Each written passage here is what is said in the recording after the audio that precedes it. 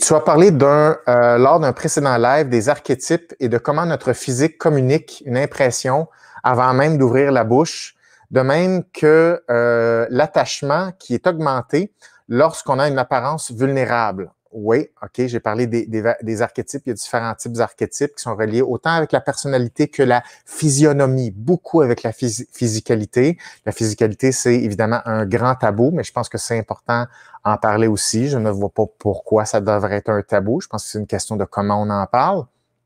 Donc, étant une femme de 6 pieds 1, occupant un travail où je suis en position d'autorité et étant très autonome dans ma vie en général, je me rends compte que c'est peut-être en partie la raison pour laquelle les hommes ne sont pas facilement attirés par moi dans un but de relation amoureuse. Comment fait-on pour aller à l'encontre de notre archétype si ce n'est pas ce qu'on désire dégager? OK, c'est vraiment, vraiment une superbe question. OK, il y a beaucoup de morceaux là-dedans.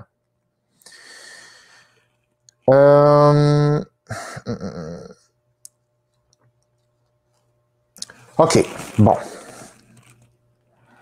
Dans les interactions hommes-femmes, qu'on le veuille ou non, c'est documenté que certains traits qui sont valorisés par les hommes de la part des femmes et vice-versa. Donc, il y a certains traits qui pognent plus. Et ceci, indépendamment de la culture. OK? Ça, il faut se l'admettre. OK? C'est pas vrai que tous les goûts et toutes les caractéristiques scorent également statistiquement. C'est pas vrai, ça. OK? Ça veut pas dire que tout le monde a une valeur différente. C'est pas ça que ça veut dire. Ça veut juste dire que certains traits qui statistiquement sont plus choisis par le sexe opposé. That's it. Je vous donne un exemple. Il y a des ratios, par exemple, hanche-taille chez les femmes, qui sont plus choisis de façon générale dans les cultures. Je me souviens plus c'est quoi les études, je me souviens plus du ratio. Je pense que c'est 0,7 ou quelque chose, 0,67 ou quelque chose comme ça, ou 0,7. Un ratio comme ça, je me souviens plus. Je vais retrouver les articles. Et il y a aussi des ratios hommes. Les ratios hommes, c'est plus épaule-hanche. Fait qu'il y a des ratios typiques qui existent. Ça fait partie de l'humanité. That's it. Il y a ça. Bon.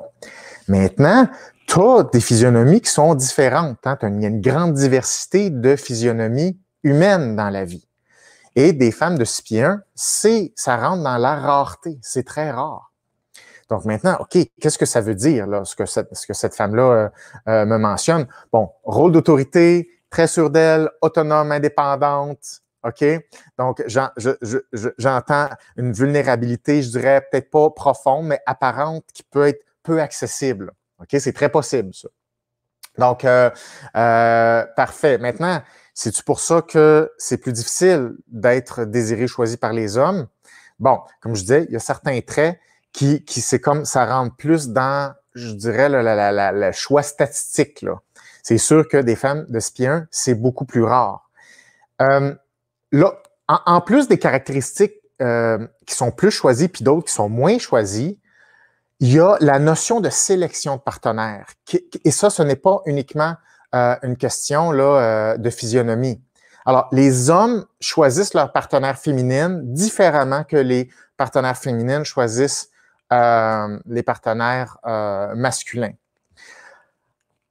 Les femmes, mettons là, dans un système socio-économique, on fonctionne tous dans une société, dans un système qui est hiérarchique. Donc, le système socio-économique, on va l'appeler la hiérarchie socio-économique.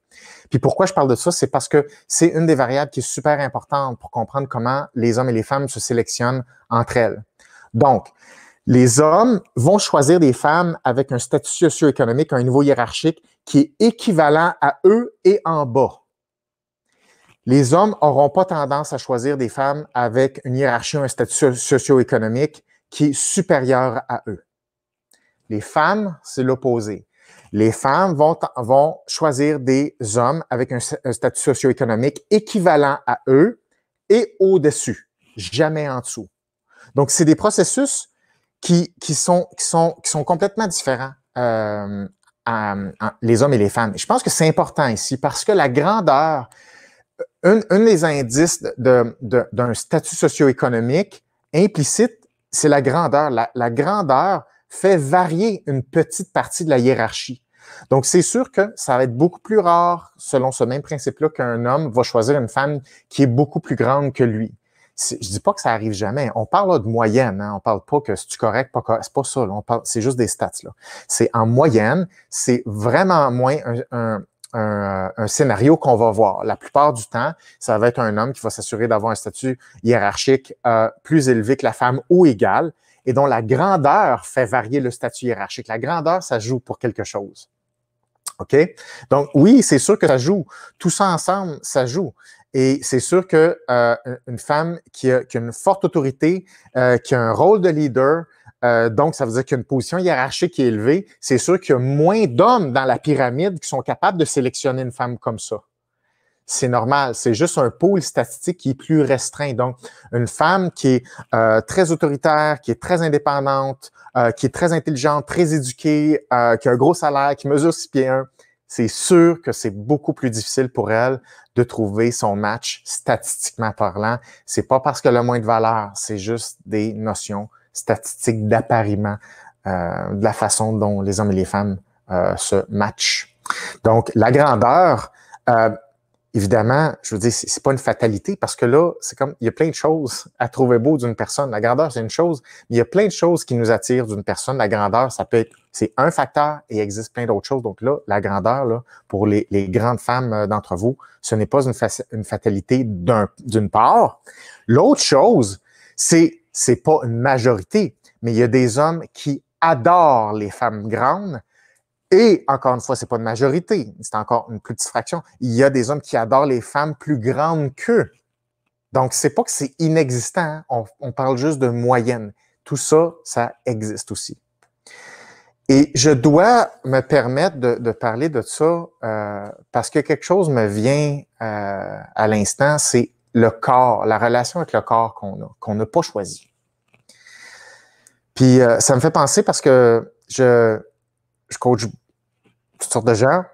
Et à un moment donné, dans le coaching, il arrive, pas toujours, ça dépend des enjeux sur quoi on travaille, mais où on parle du corps, on parle de relations amoureuses, on parle d'attirance sexuelle, on parle de comment on se sent complet à l'autre. Et donc, veut pas, ça nous fait parler de comment nous autres, on se sent dans notre peau. Et c'est incroyable à quel point c'est dur d'avoir une relation qui est saine avec notre corps parce qu'on se le fait imposer. On est avec, il faut s'arranger avec. Et souvent, moi, ce que je trouve dommage, et ça fait partie du travail, c'est qu'on se trouve pas beau du tout. Les hommes accordent un peu moins d'attachement à ça ou d'importance à ça. Je dis pas qu'ils se trouvent plus beaux nécessairement. Je dis qu'ils attachent moins d'importance à ça. C'est moins un sujet. C'est plus un sujet avec mes clientes. Mais c'est rare une femme ou une fille qui se trouve belle. Et ça, pour moi, c'est un problème parce que un des buts dans la vie, c'est d'être capable de voir ce qui est beau, de voir les opportunités au sens large, OK? Chez les autres, dans les opportunités, dans les événements, mais aussi dans soi, intérieurement, dans notre personnalité, notre façon de fonctionner, mais aussi dans notre corps, dans notre visage. Et si une personne se trouve laide, on va le sentir qu'elle se trouve laide. Elle ne voudra pas être vue. Et ça va changer la façon dont les gens la regardent. Et ça, c'est très important. Parce qu'on dirait qu'il y a des gens on dirait que sur papier, ils sont pas si avantagés par la nature, mais on dirait qu'ils sont sexy quand même. Ils ont un petit quelque chose. Ils sont attirants quand même. Donc, tu sais, toutes les espèces de critères stéréotypés, c'est pas qu'ils n'ont pas à être beaux, c'est correct là, qu'il y ait des critères puis reconnaître ça comme étant des éléments de beauté, mais c'est définitivement pas les seuls éléments de beauté. Il y en a beaucoup, puis il y en a beaucoup qui sont plus subtils, qui sont plus petits et plus fins. Et je pense que c'est important de les voir. Et parmi les exercices que je fais avec certains clients ou clientes, c'est comme je leur demande, est-ce que tu sais qu'est-ce que tu as de beau, tes forces physiquement? Est-ce que tu sais qu'est-ce que tu aimes, que tu trouves sexy, des petites choses? Souvent, c'est le blackout total. Ben, j'ai rien de spécial. Je veux dire, c'est comme, je suis ordinaire de mur à mur. Mais c'est pas vrai. Puis, pour certaines personnes, je leur lance le défi d'aller Rappeler des personnes avec qui ils sont quand même en bonne relation, mais avec qui ils ont partagé une intimité. Pour leur demander, toi, qu'est-ce que tu trouvais sexy chez moi, ou qu'est-ce que tu trouvais beau? Puis c'est pas pour aller chercher de l'approbation ailleurs, c'est juste pour se rappeler qu'il y a des gens qui ont réussi à le voir, ça. Et c'est important de se laisser inspirer par ceux qu'eux, ils ont vu de la beauté, puis on se pratique à le voir, nous aussi, et voir des nouvelles choses par soi-même. Et je pense que c'est très important de développer une belle empathie envers notre corps et de l'aimer, même s'il n'est pas parfait. Puis là, attention, je ne parle pas d'une personne qui fait de l'obésité morbide et qui n'est pas en santé et doit s'accepter comme ça, comme si de rien n'était. Je ne parle pas de ça. Alors, je parle d'une personne qui prend soin d'elle, qui veut être en santé, qui s'occupe d'elle et qui a le corps qu'il a. Mais la santé, ça, c'est sûr, ça. Donc, à partir du moment où on prend soin de nous autres puis on est en santé, à un moment donné, on a le corps qu'on a, puis c'est correct. Puis c'est notre responsabilité de trouver des choses qu'on aime. De chaque petit raccoin de notre corps, de notre visage, ben, je pense que c'est important de l'apprécier. Peu importe notre grandeur.